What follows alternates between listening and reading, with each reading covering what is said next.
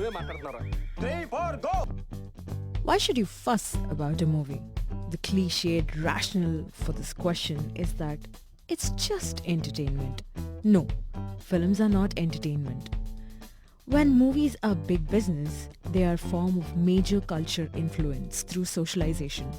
Cinema icons are revered as demigods, and in some cases, films are actually cultural projects. The notion that movies are just entertainment is logically untenable.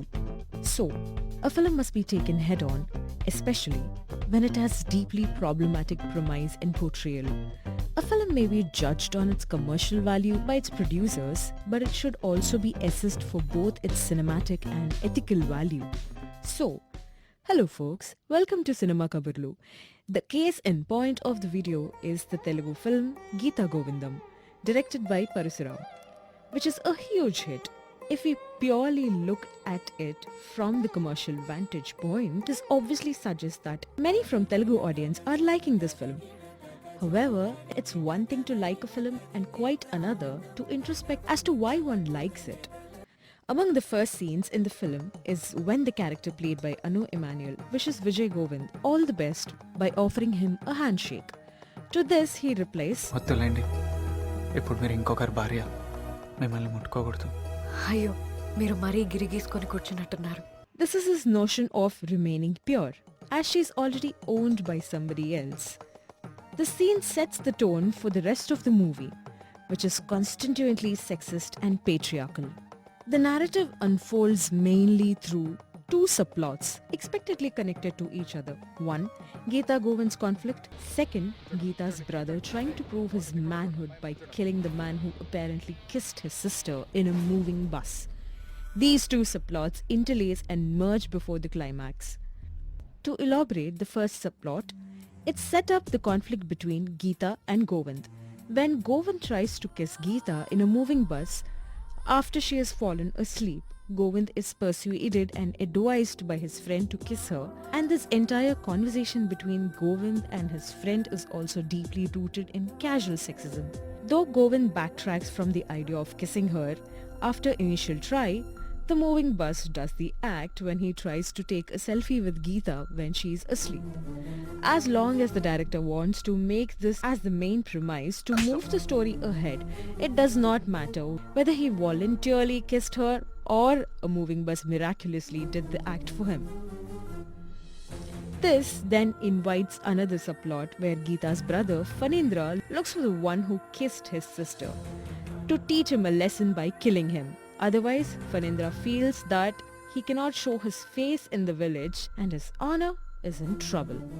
This is clearly a patriarchal trope which puts the burden of family honor on the bodies of women and where men are the guardians of this honor. And in one of the important scenes, Govind tries to moral police his female student who is deeply in love with him after she decides to send an inappropriate video of hers to prove her love.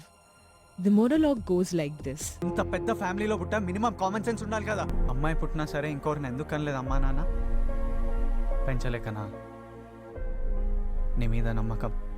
This moralistic lecture not only analyzes gender but also reveals Govind's prejudice about the poor and women.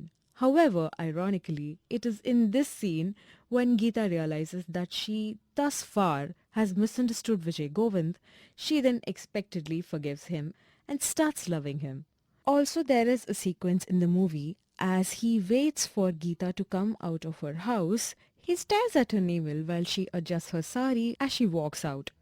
He suddenly, like a chameleon, changes his behavior as and when she notices that he's checking her out, furious she asks, ఇంకా మారవా నువ్వు? లేదు madam నేను మారిపోయా. I'm completely decent now. But the important point to note here is that Govind winks at the girls nearby, as if to say, see how I managed this. Geetha's anger and discomfort are never taken seriously in the film, and we don't see Govind's actions from her point of view at all. There are few other scenes where Geetha warns Govind saying, ఇంకొకసారి అమ్మాయిలు ఆంటీలు ఫిగర్లు అని తిరిగావంటే acid పోసేస్తా, which is clearly a harassment irrespective of the gender, but ended up as a comedy scene. And then there is Kishore, who is against dowry, non-consensual marriage, and who does not show discrimination based on color, creed, and caste, is merely portrayed as a comedian. At one point in this film, Govan mentions that he respects women a lot. But then he praises his sister as Bangaram for agreeing to marriage proposal without even seeing future husband. Irony. If the director wanted to show his hero as someone who respects traditions, traditional values and traditional women, meaning like his mother, so be it. But if he wants to equate those notions with that of his hero's good boy image, which he builds in such regressive ways, then it is very problematic.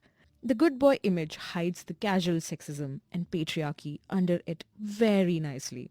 Not only does the film stick to those tropes, it glorifies them. This is both dangerous and creepy. Given the narrative style of the movie and its commercial success, the film should scare each one of us, considering the acceptance these ideas have received. After watching the entire film, one is not surprised that Govind admires Chaganti Pravachanalu, the well-known spiritual speaker who is known for his misogynistic ideas. The same man who once said that a wife will get her moksha if she washes her husband's underwear after he takes a bath. To conclude, Geetha Govindam might have appealed to majority audience, but we must not forget that it is more or less based on these regressive logic disguised under an appealing tone and ambience. రే నువ్వు కొంచెం పక్కగా రా, నీతో మాట్లాడాలి. Hello రే రే రే రే రే వస్తున్నా. పక్కన ఏయ్ ఏంట్రా దాదాగిరియా లాగి ఇచ్చానంటే పోరా పోరా